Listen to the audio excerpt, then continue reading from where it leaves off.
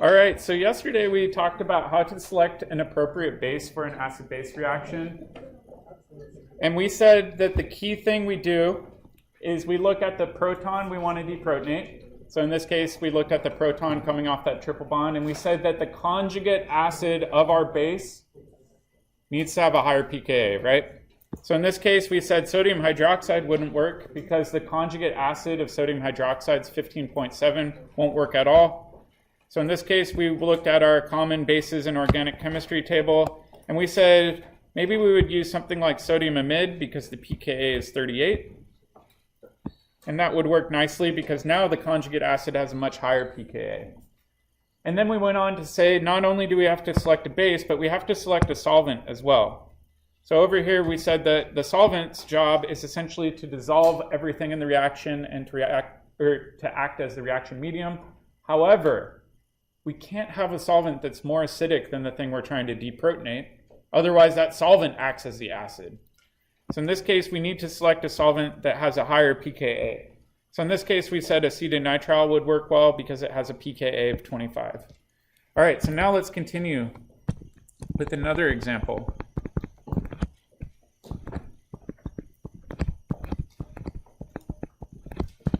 Let's consider these. Looks a lot like our problem of the day. The interior protons between these two ketones are going to be relatively acidic because why? Lots of resonance, right? So we could say, all right, the pKa of those is going to be pretty close to the pKa we just found on our pod. That's a pKa of 9. And for our pod, we said that hydroxide is a nice cheap base to use. And so hydroxide could reach over, grab these protons, and it would give us a negative charge in between both ketones, where that negative charge can delocalize to both oxygens. And our conjugate acid in this case is just going to be H2O. So the pKa of our conjugate acid is 15.7. Will this reaction favor deprotonation? Meaning, will the equilibrium lie on the right? Yeah, definitely. We're above 5 pKa units different. All right, so now what we need to do is find a solvent. What should the pKa of our solvent be? Should it be above or below 9? Above 9. All right, so we go over here and we look at for pKa's above 9. We essentially have the choice of whatever solvent we want because all of these are above 9. So now the question is, what would be a good solvent to choose? I heard somebody say water. Why water? Okay, so you said water because it's cheap. I agree. I like water because it's green, it's cheap. You can get it from your faucet. So let's imagine what happens if we put our solvent as water. So this would be our solvent. Solvent's going to be present on either side of the equilibrium. What do you notice about our solvent? Same as our conjugate acid. In many ways, this makes our life a lot easier, right? Because we're not adding new things into our mixture. It's actually simplifying our mixture at equilibrium. So this is the last thing I wanted to say, is that there's a trick. Chemists often use a solvent that is the same as the conjugate acid.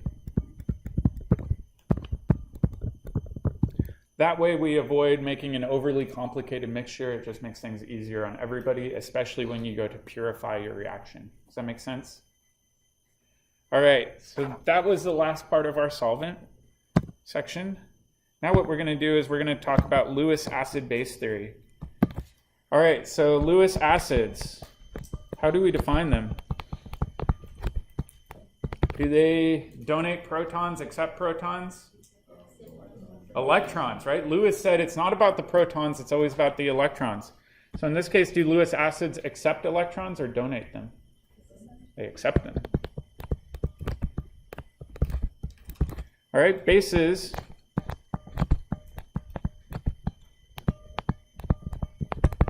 donate electrons. All right, here's the confusing thing. So imagine that this is a visual representation of everything that's within Lewis acid-base theory.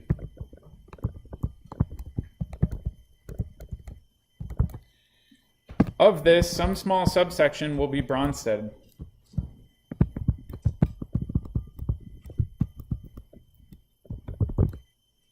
All right, this gets confusing. So are Bronsted-Lowry acids and bases also Lewis acids and bases? Yes. Are Lewis acids and bases always going to be Bronsted-Lowry acids and bases? Not necessarily, right? That's the thing that always confuses people. Is Bronsted-Lowry bases still fall under the umbrella of Lewis acid-base theory, but not the opposite? All right, so I'll kind of show you what I mean by that. We're going to stick with our generic acid. So this acid has our proton off of it, and our base is over here. We know that our base, according to Bronsted-Lowry, is going to steal that proton from the acid. That's going to give a negative charge to A, and the proton will be handed off to our base B, which will now have a positive charge. All right, over here we said we've been referring to this as our acid.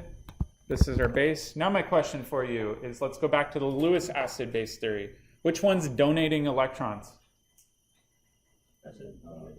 The base. You see how the lone pair on the base? This lone pair is the thing being donated. So in this case, we would say it's donating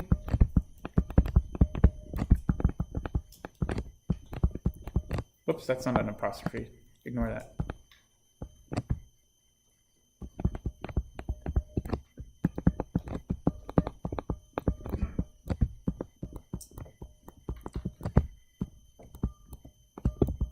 Over here, it's accepting electrons.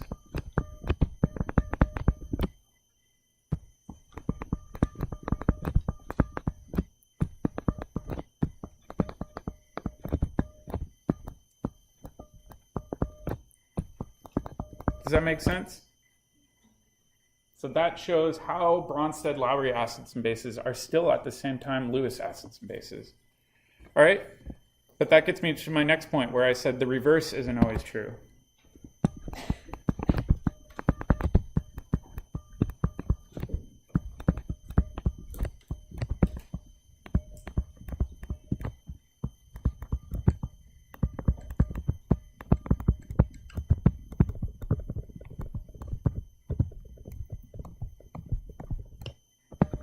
All right, so let's look at a situation where this is the case. Does anybody remember a Lewis acid that we looked at in one of our pods? It was one of our very, very first pods. Borane. So borane was a unique one. So if we think about BH3, do you remember how in class we said what makes borane unique is that it has this p orbital.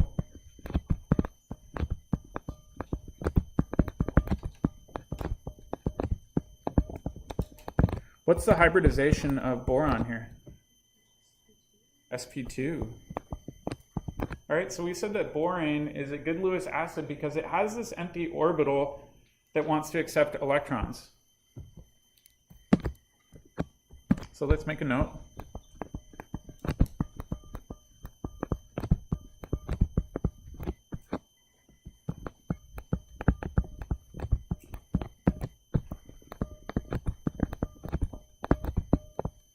Empty p orbital. All right, so where do you think those electrons could come from?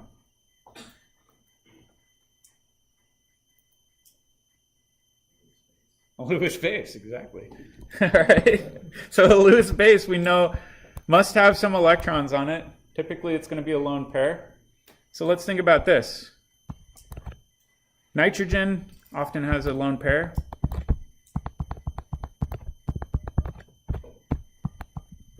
So ammonia in this case could say, hey, I see you need electrons. Let me give you mine. and dump the electrons into that empty p orbital. All right, so I'll make a note here. This is a good Lewis base because it has a lone pair. All right, so now let's think about what's going on after these two react.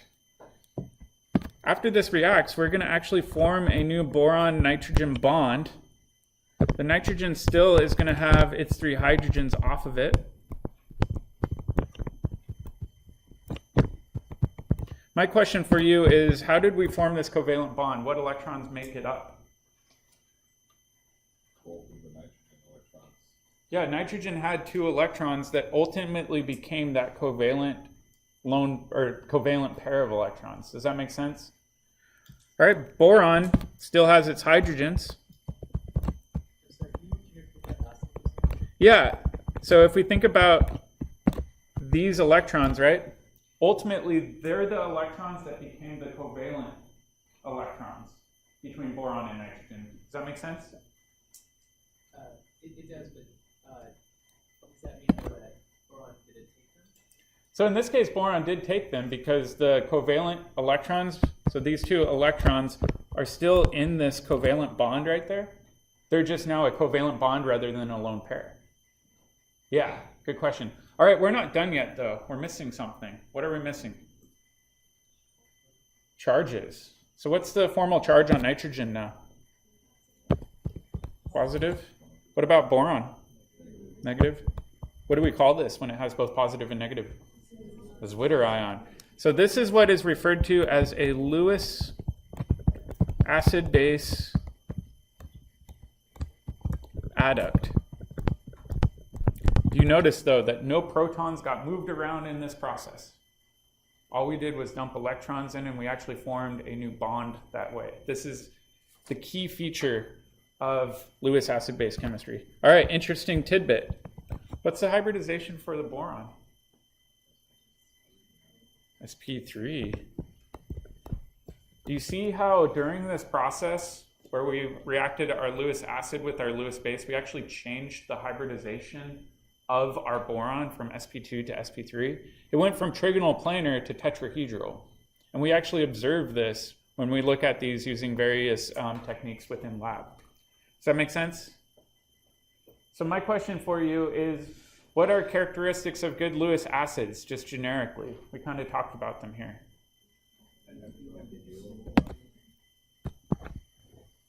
This thing is key. Good Lewis acids want electrons due to their empty p orbital.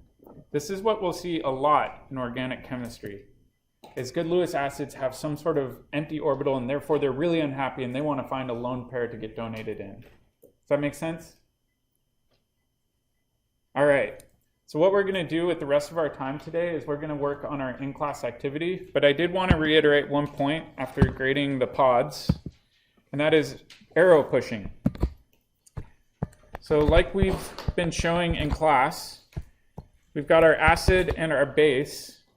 Inside of this covalent bond, there's 2 electrons, right? And so we'd say, all right, this base is going to reach over and grab that proton.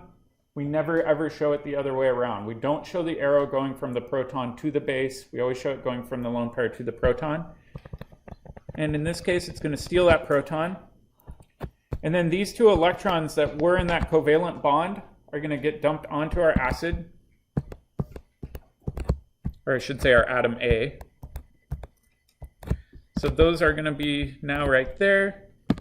This will give A negative charge. And then over here, we'll have a new bond to B, but only the proton was handed off.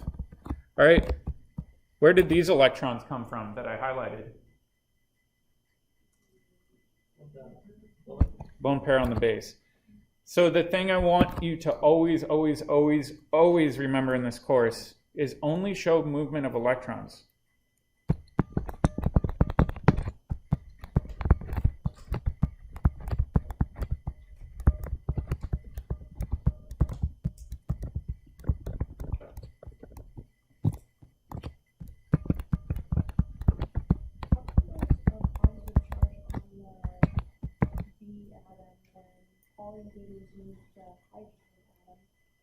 Yeah, that's a good question. So you said, why does B have a positive charge? Didn't it just gain a hydrogen atom?